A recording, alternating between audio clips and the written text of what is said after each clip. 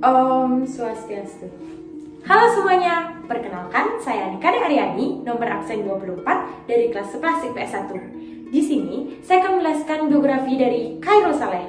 Jika kalian belum mengetahui siapa Khairul Saleh, simaklah video saya.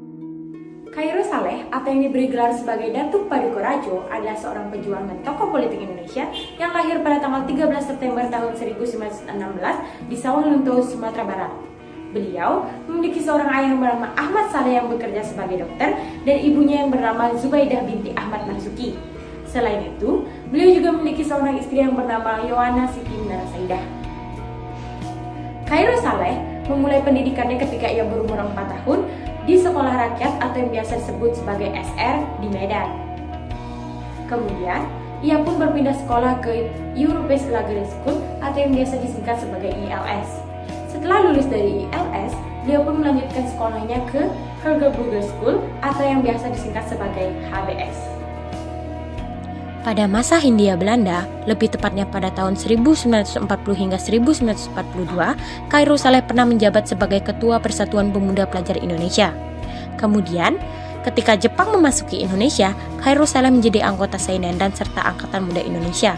Namun, tidak lama dari itu, beliau menjadi anti terhadap Jepang dan ikut membentuk Barisan Banteng serta menjadi anggota putra dengan Insinyur Soekarno, Muhammad Hatta, Ki Hajar Dewantara, dan Kiai Haji Mas Mansur sebagai pimpinan. Khairul Saleh adalah salah satu tokoh penting dalam proklamasi kemerdekaan Indonesia karena beliaulah salah satu tokoh yang membawa Insinyur Soekarno beserta Muhammad Hatta ke dalam peristiwa Rengas Dengklok atau peristiwa yang menuntut agar Insinyur Soekarno beserta Muhammad Hatta segera membacakan teks proklamasi kemerdekaan Indonesia. Selanjutnya, pada tahun 1946, Khairul Saleh bergabung dalam organisasi yang 100% menuntut kemerdekaan Indonesia yang diberi nama Persatuan Perjuangan Pimpinan Tan Malaka. Kemudian, pada tahun yang sama, lebih tepatnya pada tanggal 17 Maret 1946, Khairul Saleh beserta beberapa anggota lainnya ditangkap. 2 tahun kemudian, pada tanggal 6 Juli 1948, Tan Malaka mendirikan Gerakan Rakyat Revolusioner dengan Khairul Saleh sebagai sekretaris penggeraknya.